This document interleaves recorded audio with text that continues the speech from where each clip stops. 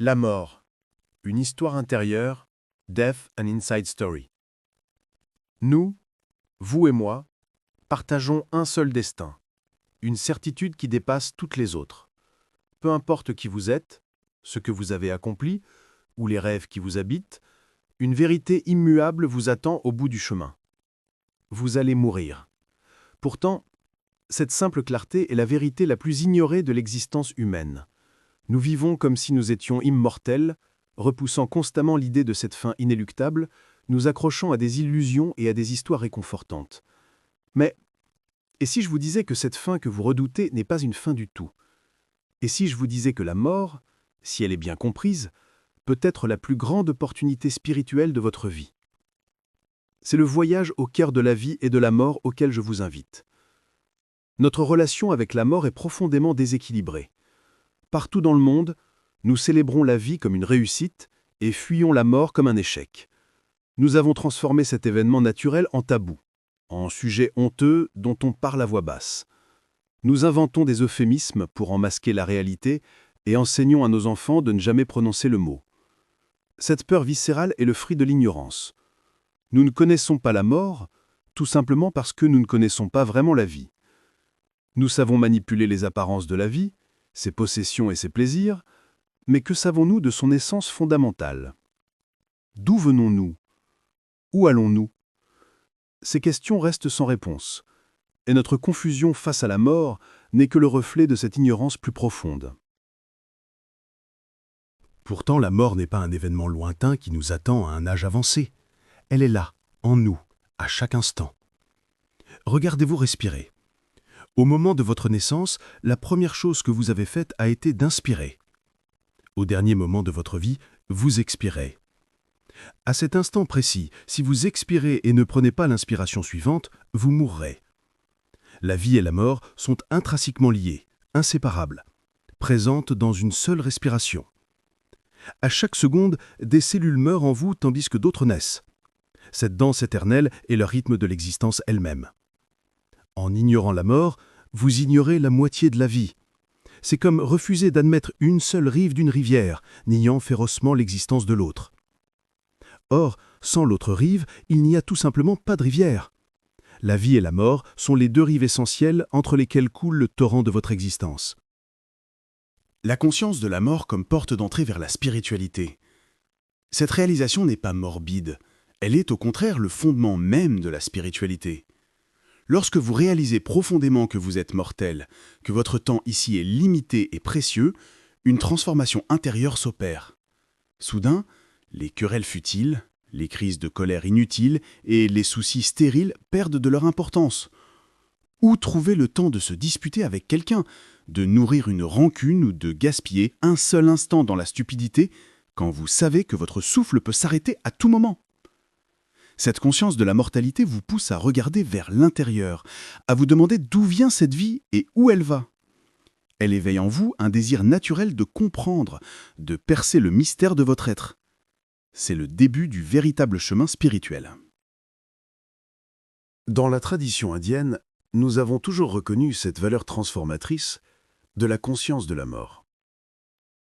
Les terrains de crémation étaient considérés comme des lieux sacrés.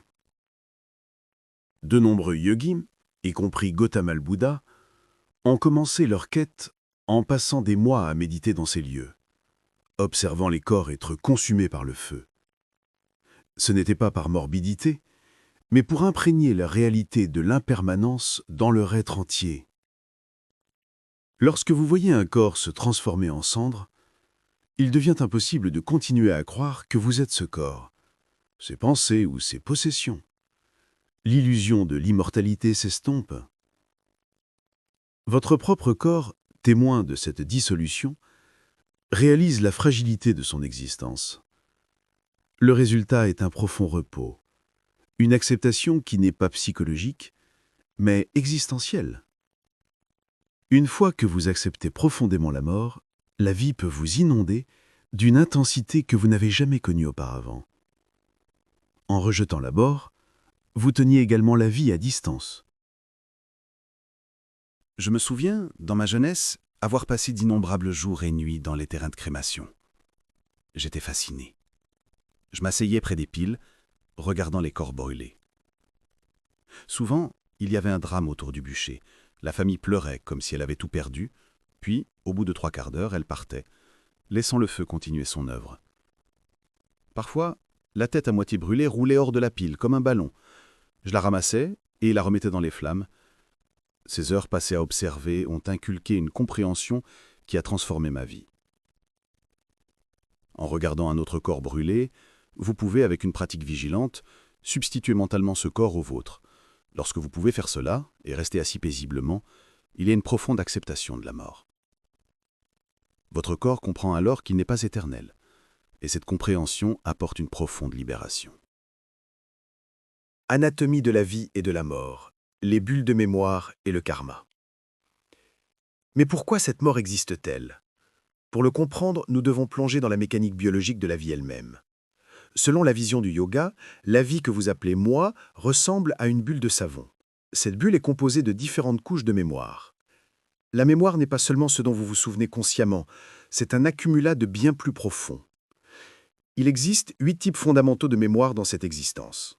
Premièrement, il y a la mémoire élémentaire et la mémoire atomique, qui régissent le monde non-vivant, la façon dont les 5 éléments, terre, eau, feu, air et éther, interagissent et dont les atomes forment les molécules.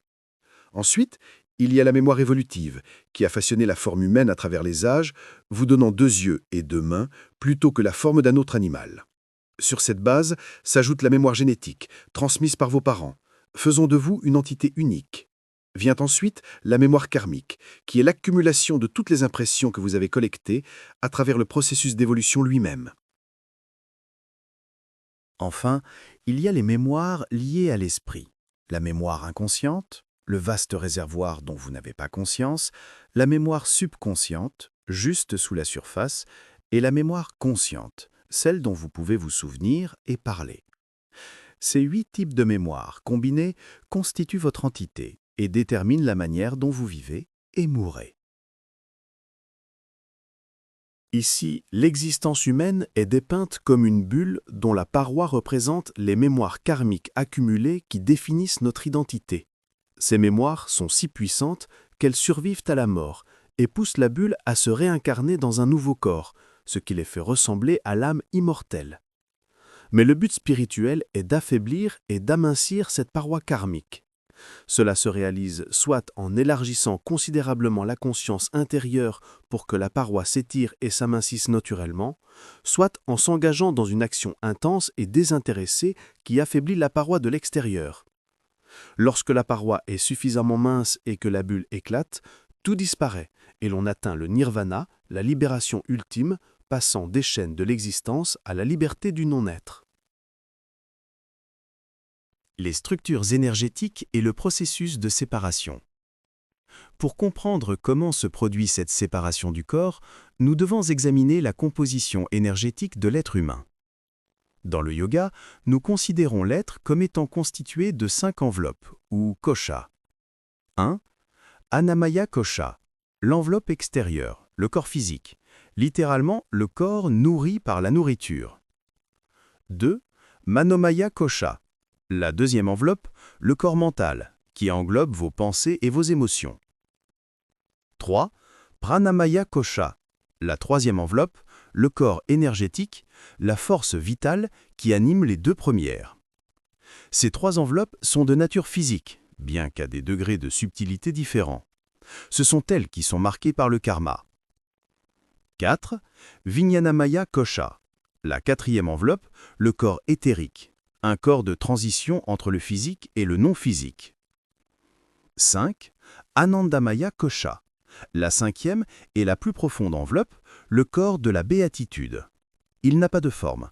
C'est la dimension qui transcende le physique, que nous expérimentons comme un bonheur intense et débordant. Les phases de la mort et la libération de l'énergie, prana. Le processus de la mort lui-même est une séquence précise et lente. La science moderne a du mal à définir la mort car elle ne regarde que les manifestations et non la cause. La cause est la sortie des 5 énergies vitales ou prana du corps physique. Samana Vayu maintient la température du corps. Elle part en premier en 21 à 24 minutes et le corps commence à se refroidir.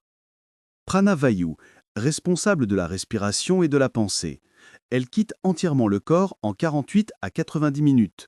Jusqu'à ce moment, la pensée, sous une forme vague, peut rester active. C'est pourquoi, en Inde, nous attendons au moins 1 heure et demie avant de procéder à la crémation. Udanavayu crée la légèreté et est liée à la communication. Elle part entre 6 et 12 heures. C'est à ce moment que le corps devient soudain lourd. Apanavayu, responsable de l'excrétion et de la perception sensorielle. Elle part entre 8 et 18 heures et les sensations disparaissent. Enfin, Vyanavayu, l'énergie de maintien, est la plus lente à partir et peut prendre jusqu'à 11 à 14 jours, ou même 90 jours si la mort est soudaine et violente. Se préparer à la mort, conscience et choix. Ceci nous amène à une question cruciale. Comment peut-on se préparer à une bonne mort? Premièrement, en comprenant qu'il existe différents types de morts. Sumritu, la mort naturelle. Elle se produit lorsque le prarabdha karma, la part de karma allouée pour cette vie, est épuisée. La vie s'affaiblit et s'éteint paisiblement. Ces personnes font souvent preuve d'une sagesse et d'une sérénité inhabituelles dans leurs derniers jours. Akalm Ritu, la mort prématurée. Elle se produit lorsque le corps s'effondre alors que l'intention de vivre est toujours forte et le prarabdha karma n'est pas épuisé. C'est une mort plus difficile. Icha Meritu ou Mahasamadhi, la mort par choix ou transcendance. Ce n'est pas une mort mais un dépassement. Elle se produit lorsque vous avez acquis un tel contrôle sur vos énergies que vous pouvez vous séparer du corps physique sans l'endommager. Vous avez compris les clés de votre constitution karmique et êtes capable de la démanteler complètement. Vous devenez véritablement libre. C'est le but ultime de tout chercheur spirituel. Pour se préparer à une bonne mort, l'acceptation est la clé. Acceptez votre nature mortelle chaque jour, et pas seulement lorsque vous vieillissez. Vivez en sachant que vous pourriez mourir aujourd'hui. Faites tout ce qui est nécessaire pour prendre soin de vous, mais si la mort arrive, soyez en paix avec elle. Ce n'est qu'avec cette acceptation que vous pouvez vivre pleinement la vie. Sinon, la peur de la mort vous fera éviter la vie elle-même. Éviter la mort, c'est éviter la vie. Inversement, se dérober à la vie est une invitation à la mort. Beaucoup de gens, lorsque la vie devient difficile, commencent à se dérober. Et la meilleure façon de se dérober à la vie est d'inviter la mort. Le corps ne fait alors que coopérer à ce désir. Les nombreuses maladies complexes que nous observons aujourd'hui sont souvent le résultat de cette tentative d'échapper à la vie. Se préparer à une bonne mort, c'est aussi vivre une vie consciente. Si vous voulez que le moment de la mort soit pleinement conscient, vous devez vivre une vie consciente. Vous ne pouvez pas être inconscient toute votre vie et espérer être soudainement conscient à ce dernier moment. La préparation se fait maintenant, à chaque instant, en prêtant attention à votre souffle, à vos pensées et à vos actions. Assistance dans les derniers moments et prévention du suicide. Lorsqu'une personne est mourante, vous pouvez l'aider. Les derniers moments sont cruciaux. L'environnement doit être aussi paisible que possible. Évitez les pleurs et les lamentations excessives, car l'état d'esprit de la personne mourante à cet instant a un impact profond sur son voyage ultérieur. Des chants, des prières ou simplement une présence silencieuse et aimante peuvent faire une grande différence. Il est également important de ne pas se précipiter pour la crémation. Comme nous l'avons vu, le processus de la mort prend plusieurs heures. Attendre au moins 1 heure et demie et idéalement 3 heures permet à la séparation de se produire en douceur. Le suicide est une tragédie de notre époque. Les gens pensent qu'ils mettent fin à leur souffrance, mais ils ne font que tuer le corps physique. Ce choix irrationnel entraîne des conséquences et des drames. Le suicide est une solution permanente à un problème temporaire. C'est le produit de l'ignorance de la nature de la vie. La plupart des personnes qui se suicident ne sont pas torturées par le monde, mais se torturent elles-mêmes avec leurs propres pensées et émotions. Elles ont créé un monde avec leurs propres drames psychologiques, et lorsque ce monde s'effondre, elles croient que tout est fini. La vraie solution n'est pas de mettre fin à la vie, mais de dissoudre les illusions qui rendent la vie insupportable. L'illumination n'est que la dissolution de toutes les illusions.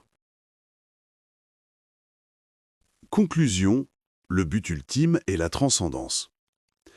Beaucoup de gens se demandent s'il est possible de contourner la mort ou de la retarder indéfiniment. La quête de l'immortalité physique est une vieille illusion. Paradoxalement, les personnes les plus joyeuses sont les plus détachées de la vie. Elles sont prêtes à partir à tout moment car elles ont vécu pleinement la vie. Les malheureux, eux, s'accrochent désespérément car ils n'ont jamais vraiment vécu. Ils étaient trop occupés à être malheureux. Il est possible, grâce à des pratiques yogiques comme le samadhi, de ralentir considérablement les processus du corps et de prolonger la vie.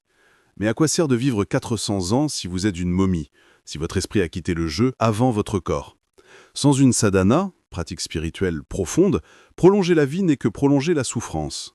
La véritable résilience vient d'une vie intense et consciente, où vous brûlez votre karma si rapidement que de nouvelles dimensions de mémoire s'ouvrent à vous, fournissant la substance nécessaire pour soutenir une longue vie. Ceci nous mène au but ultime, la libération, mukti, ou le mahasamadhi. Ce n'est pas la mort telle que nous la connaissons. La mort est la fin du corps physique, mais tout le reste continue. La libération est la fin de tout.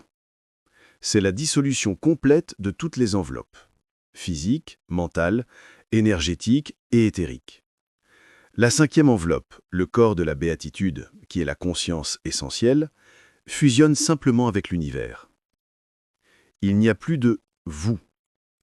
Il n'y a pas de processus, pas de naissance, pas de mort. C'est la fin du jeu. Le Mahasamadhi est la capacité de quitter le corps consciemment, sans l'endommager, en le retirant comme on enlève un vêtement. Cela demande une maîtrise et une énergie immense. J'en ai été témoin avec des êtres chers comme Swami Nirmalananda et mon épouse Viji. Ils n'ont pas fui la vie. Ils l'ont vécue avec une telle intensité et ont atteint un tel sommet de conscience qu'ils ont choisi de passer à la dimension suivante, dans un état de paix et de complétude absolue. Ce n'est pas un suicide, c'est le couronnement naturel d'une vie spirituelle accomplie. Alors, où cela nous mène-t-il? La mort n'est pas un ennemi à combattre ni un échec à cacher. C'est un compagnon constant, un rappel précieux de la fragilité et de la beauté de la vie. En embrassant la réalité de la mort, vous apprenez à embrasser la vie dans toute son intensité. Vous cessez de gaspiller vos moments précieux dans des luttes vaines et commencez à vivre avec passion, gratitude et conscience. La vie et la mort ne sont pas deux choses distinctes, elles sont une seule énergie. La mort est la vie sous une forme différente et plus intense. Lorsque vous résistez à la mort, vous résistez à la vie. Et lorsque vous l'acceptez, vous vous ouvrez à une existence plus vaste, plus profonde et plus joyeuse. Le but n'est pas d'éviter la mort, mais de la transcender, de vivre de manière à ce que, le moment venu, vous soyez capable de partir paisiblement, consciemment, et peut-être, si vous avez été assez loin sur le chemin, avec la joie de celui qui rentre enfin chez lui. Vous n'avez pas créé cette vie, vous n'avez donc pas le droit d'y mettre fin. Mais vous avez le droit, et même la responsabilité, de la vivre pleinement au point que la mort elle-même devienne une célébration, le couronnement d'une vie bien vécue. Souvenez-vous, il n'y a pas de mort pour celui qui est conscient. Il n'y a que la vie et la vie seule, qui passe d'une dimension à l'autre. C'est votre peur, votre résistance, votre ignorance qui crée l'illusion de la mort. Dissolvez cette ignorance et vous découvrirez que ce que vous appelez « moi » est bien plus vaste que ce corps, et bien plus éternel que cette forme limitée. Vous êtes la vie elle-même, et la vie ne meurt jamais.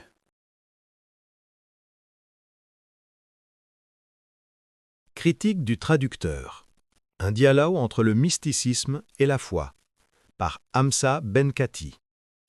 En tant que traducteur et lecteur critique de Death, an Inside Story de Sadhguru, et en ma qualité de psychologue et d'auteur musulman, j'ai abordé ce texte avec un intérêt profond et une sincère curiosité intellectuelle. Mon rôle n'est pas seulement de transposer des mots d'une langue à une autre, mais aussi d'engager un dialogue entre les paysages intérieurs que ces mots dessinent et le terrain de mes propres convictions spirituelles.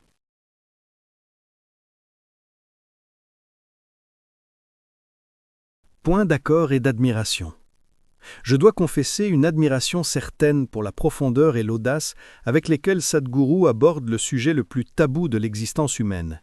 Sa déconstruction de la peur de la mort est une contribution précieuse à l'humanité. En présentant la mort non comme un échec, mais comme un aspect intrinsèque et naturel de la vie, inséparable comme les deux rives d'un même fleuve, il libère l'esprit d'un poids immense. Son approche pragmatique, fondée sur l'expérience yogique plutôt que sur le dogme, est rafraîchissante et puissante. La manière dont il décrit le processus de la mort à travers le retrait des pranas, énergie vitale, ou la métaphore de la bulle de savon karmique, est d'une poésie et d'une logique interne qui forcent le respect et incitent à la contemplation. En tant que psychologue adoptant l'approche de la thérapie d'acceptation et d'engagement, ACT dans ma pratique clinique, je vois une valeur thérapeutique inestimable dans cette invitation à une acceptation profonde de notre mortalité, qui peut effectivement guérir bien des angoisses existentielles et nous permettre de vivre une vie plus pleine et consciente.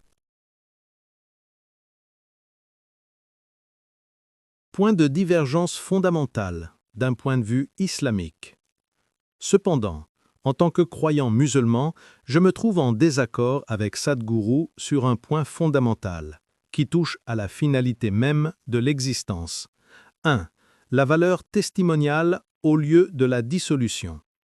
Là où le philosophe yogi voit la vie comme un processus quasi mécanique mu par le karma, visant à terme à s'éteindre, nirvana, ou à une renaissance.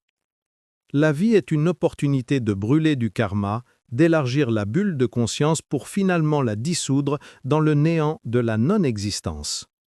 Dans la perspective islamique, la vie n'est pas une répétition ou une échappatoire, mais un test unique et décisif doté d'une valeur testimoniale, testimonial value.